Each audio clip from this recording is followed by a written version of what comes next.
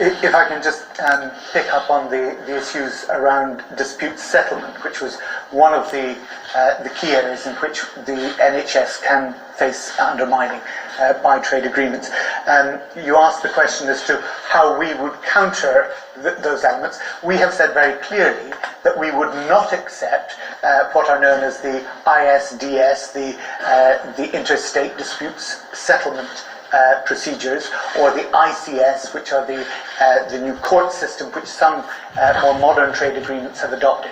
We would not accept those because they enable foreign companies to undermine public policy in this country if we wanted to take measures to say that, for example, in countries where plain paper packaging for cigarettes has been adopted, those countries have been sued by tobacco companies for introducing that. So we believe it's right that public policy health measures should be in the domain of the British government, not subject to legal dispute in separate courts that only foreign countries have access to, foreign companies have access to, that can then undermine health policy in the UK. That's absolutely central to what we've said. The government has refused to adopt that position repeatedly in debate in the House of Commons, in the committee when the trade bill was going through. And in a similar vein, we've also said that we wouldn't accept the negative list procedure. And again, that's important because on a negative list, effectively what you're saying is everything is open to competition. All services are open to competition except those that are specifically mentioned in the agreement. Now, of course, what that does is it does not enable you to future-proof your system. What about new treatments, new services that are discovered? Constantly happening in medicine, they would be open to competition straight away, instead of being able to be directly provided by the NHS. So these are the ways in which we have adopted a very clear position. We will not allow the dispute settlement processes. We will not allow the negative list system. And the interesting thing is many other countries are now moving towards that position in trade agreements. If you look at New Zealand, for example, they've already done that with regard to ISDS procedures and said that they would not accept, in fact they've pulled out of some sections of trade agreements where that's occurred. So that I think answers the questions that you put.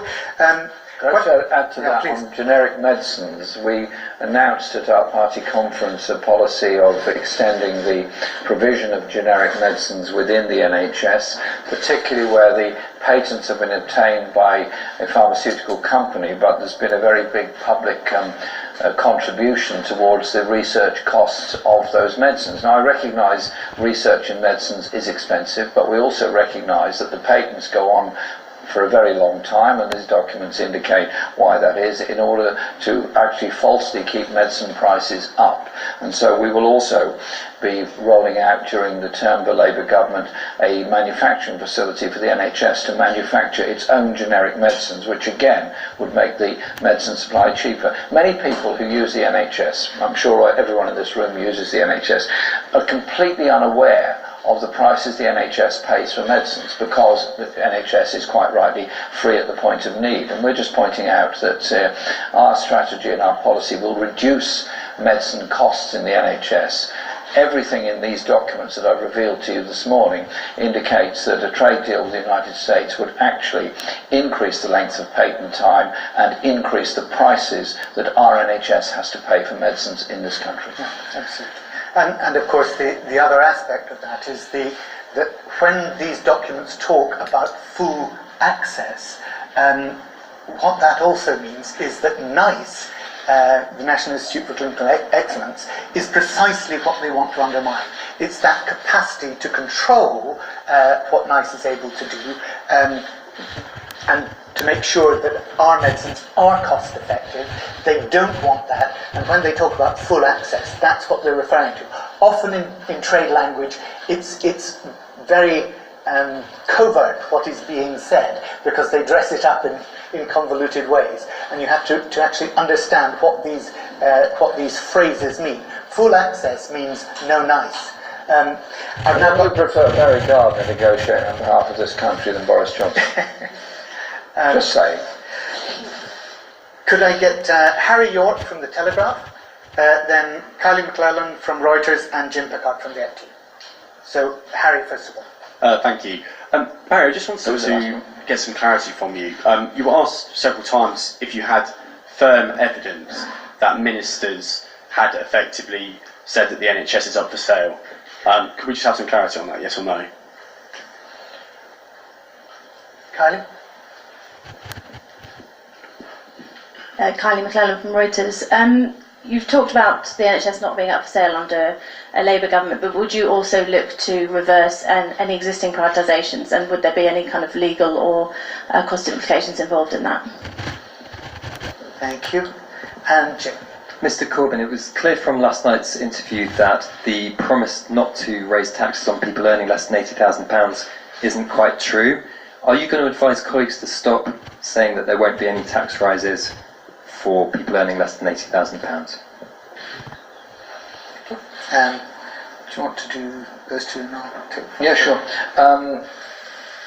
The Grey Book that we produced is very clear. There will be no tax or national insurance increases for anyone earning less than £80,000 a year. Our tax increases will be in corporation tax and will be for those at the highest end of the income bracket in this country. We will raise corporation tax to no higher than 26%, which is what it was, which is lower than it was in 2010. In fact, is less than many other industrial countries. And I think if you look at the scale of need around the country, in the National Health Service, in social care, in education, in housing, in the levels of poverty that so many of our children have been brought up in, you would accept that it is only right that we adopt this programme and this policy in order to try and redress some of the awful levels of inequality that have developed in Britain since austerity came in 2010. On the point about privatisation within the NHS, the Health and Social Care Act, which went through after the coalition of Liberal Democrats and Conservatives went into office in 2010, specifically encourages the operations of the private sector within the National Health Service. It has grown considerably over the past 9 years, and as long as that act is in place will continue to grow. And we have the absurd prospect at the present time of private medical companies suing the NHS for contracts they don't get for services they're not allowed to run. I mean, this is, to me, is unbelievable that a private sector organisation thinks it ought to run a service, doesn't get the contract, and therefore sues the NHS for not getting it. Every penny they sue the NHS for, every penny the NHS has to spend on legal fees defending itself, is taken away from patient needs, taken away from those people that are waiting for operations, waiting in A&E departments. And I want to change that. I want to end that part of the Health and Social Care Act and instead start reversing that process to bring the private services currently operating within the NHS back into the family of the NHS, so everyone working for the NHS is an NHS employee working together as one community rather than this miasma of different companies running different parts of hospitals and all the administrative problems that come from that. Our party is determined to defend and rejuvenate our NHS because that is what we're determined to achieve. If I can just pick up on, and my apologies, I can't remember whether it was Victoria Pippa that mentioned about climate change.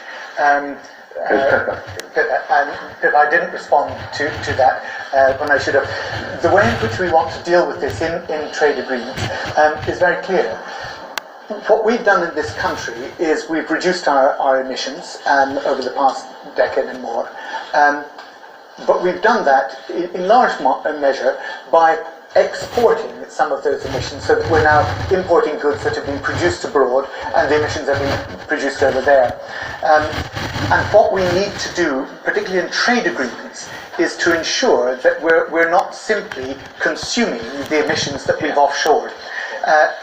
If you take a particularly topical example, it would be in the trade talks with Mercosur over Bolsonaro's Brazilian government burning the Amazon in order to clear it to produce beef and soy, which they can then sell into European markets.